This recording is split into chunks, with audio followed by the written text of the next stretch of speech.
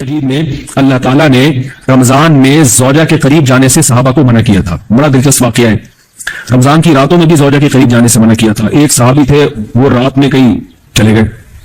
اب بڑے پریشان ہوئے, رسول اللہ صلی اللہ علیہ وسلم کے پاس آئے, عرض کیا یا رسول اللہ, مجھ سے غلطی ہوئی, رمضان کی رات میں میں نے اپنی زوجہ کے قریب چلا. آپ نے فرمایا کیوں؟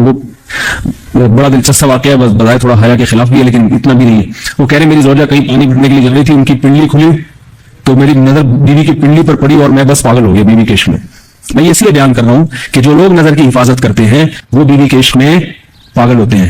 جو دن رات انٹرنیٹ پر پنڈلیاں دیکھتے رہتے ہیں انہیں بیوی کی پنڈلی بھی کیا شکل بھی اچھی نہیں لگتی ان کو. بد نظری کا یہ عذاب ہے, وبال ہے کہ جو اللہ نے گھر میں آپ کے لیے بٹھائی ہے وہ آپ کو اچھی نہیں لگے گی. تو نظر کی حفاظت کیا کرو, اس سے آپ کو اپنی بیوی سے عشق ہوگا, محبت ہوگی. بات آ رہی ہے سمجھ میں؟ تو دیکھو کیسا روزے کی حالت ہے. رمضان میں پابندی ہے, اسلام میں حکم تھا جو رمضان میں بیوی سے اندر طریقہ 60 روزے لگاتار رکھنے پڑیں گے. کتنا بڑا جرم, لیکن صحابی سے برداشت نہیں ہوا. صرف زوجہ کے پاؤں پہ نظر پڑی ہے. تو وہ کیسے بیوی سے محبت کرتے ہوں گے اور وہ بیوی کے بغیر رہ سکتے ہوں گے. اور آج لوگوں کے فون آتے ہیں, ہماری بیگم جیسے مہنگے جاتی, اتنی خوشی ایسا فیل ہوتا ہے, ایسا عجیب سا محسوس ہو رہا ہوتا ہے جیسے آزاد ہو گئے. میں کہتا ہوں ظاہر ہے تمہیں موقع مل گیا کنڈی لگانے کا, ٹھیک ہے, اور آنکھ میں ٹکے کرنے کا, تو خوش تو ہو گئے. تو یہ بھی ایک عذاب ہے جو لبرل لوگ نے جس عذاب میں ڈالا ہوا ہے نا, اس میں عورت کے حقوق نہیں ہے. عورت کے حقوق نظر کی حفاظت میں اور عورت کے پردہ کرنے میں. جب مرد باہر نکلے گا سب پردے میں ہوں گی تو آئے گا کس کے پاس؟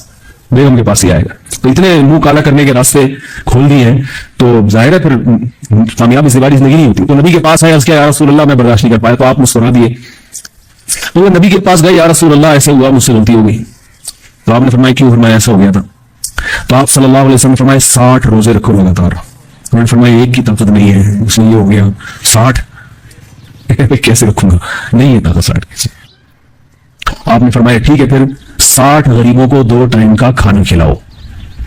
فرمایا اس کی بھی طاقت بولو بھائی نہیں. اتنے میں ایک صحابی لائے کوئی چیز صدقہ کرنے کے لیے. تو آپ نے فرمایا چلو اصل حکم تو یہی ہے کہ 60 روزے یا پھر 60 غریبوں کو کھانا, بولیں تو چلو فی الحال ان کو تنبیہ کے لیے کچھ ان سے صدقہ کروا لیتا ہوں. فرمایا چلو یہ فلاں خیرات کی ایک چیز لے کر آئے ہیں, تم یہ لے کے غریبوں میں بانٹ دو. میں نے فرمایا مجھ سے زیادہ غریب پورے مدینہ میں سوچو بھائی کہیں نہیں. آپ صلی اللہ علیہ وسلم مسکرانے لگے, فرمایا جاؤ کھاؤ اور بچوں کو کھلاؤ. وہاں غلطی بھی ہوئی اور گھر میں راشن بھی آ گیا. تو اس کے بعد قرآن کی آیت نازل ہوئی کہ احل لکم لیلۃ الصیام الرفث الی نسائکم هن لباس لكم وانتم لباس لهن علم الله انكم كنتم تختانون انفسكم فتاب عليكم وعفى عنكم فالآن باشروهن وابتغوا ما كتب الله لكم. فرمایا اللہ کو پتا ہے کہ تم اس حکم پر عمل نہیں کر سکتے, لہٰذا رمضان کی راتوں میں تمہیں اپنی بیوی کے پاس جانے کی اجازت ہے, لہذا ان کے پاس جایا کرو اور اس اولاد کو تلاش کرو جو اللہ نے تمہارے مقدر میں لکھ دی ہے. قرآن جہاں بھی بیوی سے ریلیشن قائم کرنے کی بات کرتا ہے اولاد کا ذکر لازمی کرتا ہے.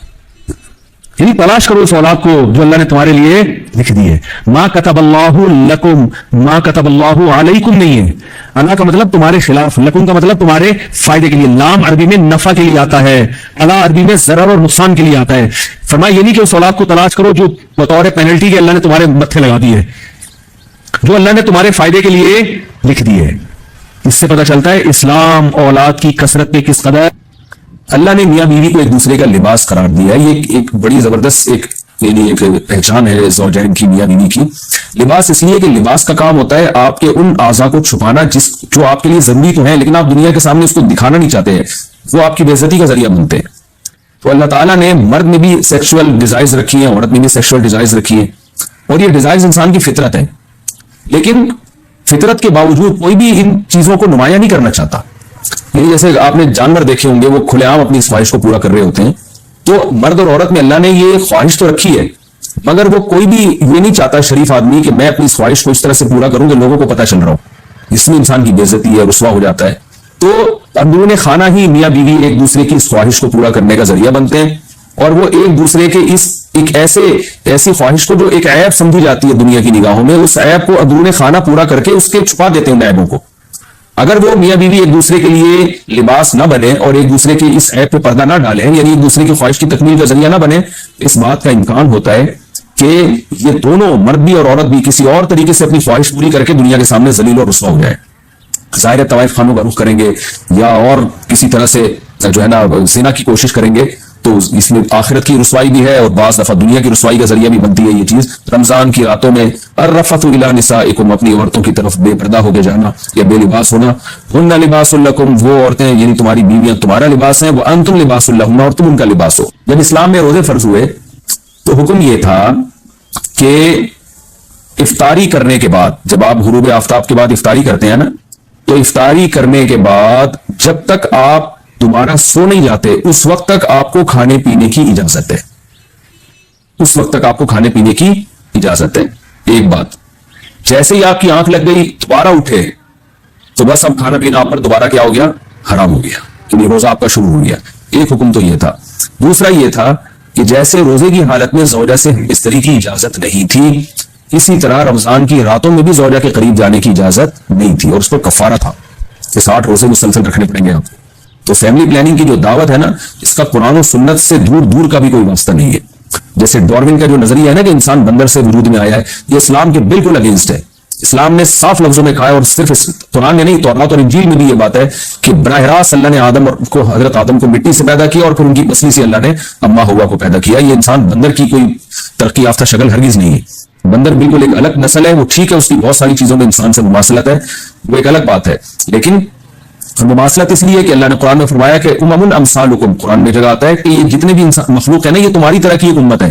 یعنی ان میں اللہ تعالیٰ نے بہت ساری چیزیں سیم رکھی ہیں تاکہ انسان ان سے مانوس ہو. لیکن جانور کوئی الگ ہی خلائی مخلوق ہوتے تو پھر انسان جو ہے نا ان جانوروں سے مانوس نہ ہوتا، ان میں دلچسپی نہ لیتا. جیسے کوئی جن کو دیکھ کے لوگ ڈر جاتے ہیں تو ایسے شیر کو دیکھ کے بھی لوگ ڈر جاتے ہیں. تو اللہ نے کچھ نہ کچھ مماثلت اس نیت سے رکھی ہے کہ انسانوں میں اور جانوروں میں کچھ مماثلت رہے کہ انسان کو تھوڑی بہت ان سے انسیت ہو. تو اسی طرح جو فیملی پلاننگ کی جو دعوت ہے کہ بچے دو ہی اچھے اور نسل کو کم کرو، یہ اسلام کے بالکل اگینسٹ ہے. تو اب دیکھیں ٹاپک اولاد کا چل نہیں رہا، لیکن بات آئی ہے زوجہ کے قریب جانے کی، تو اللہ نے بتا دیا کہ یہ تو عمل اس لیے رکھا گیا ہے کہ یہ اصل میں تو اس کا مقصد ہی اولاد ہے. باقی فیملی پلاننگ کن صورتوں میں جائز ہے، کن صورتوں میں ناجائز ہے، کب مکروہ ہے، کب حرام ہے اور کب مستحب ہے، یہ اس کے ایک الگ احکام ہے جو میں بیانات میں بتاتا رہتا ہوں. وہ آپ کسی بھی علماء سے آپ پوچھ سکتے ہیں، اس کا بھی تفصیل کا یہاں موقع نہیں ہے. تو ایک حکم تو یہ منسوخ کیا گیا. دوسرا وَكُلُوا وَاشْرَبُوا حَتَّى يَتَبَيَّنَ لَكُمْ. رمضان کی راتوں میں تو کھانے پر پابندی تھی کہ اگر آنکھ لگ گئی تو اب بس گئے. تو بعض صحابہ جو تھے وہ جلدی سے ان کی آنکھ لگ گئی، اٹھے تو پتہ چلا بھائی تو اب تو کھانا پینا حرام ہو گیا. وہ 24 گھنٹے کا روزہ ہونے لگا ان کا. تو اللہ نے فرمایا اب تمہیں اجازت دی جا رہی ہے، کلوا واشربوا، کھاؤ اور پیو، حتیٰ یہاں تک کہ یتبین لکم الخیط الابیض من الخیط الاسود، کہ تمہارے لیے سفید دھاگا سیاہ دھاگے سے ممتاز اور جدا ہو جائے فجر کے وقت سے.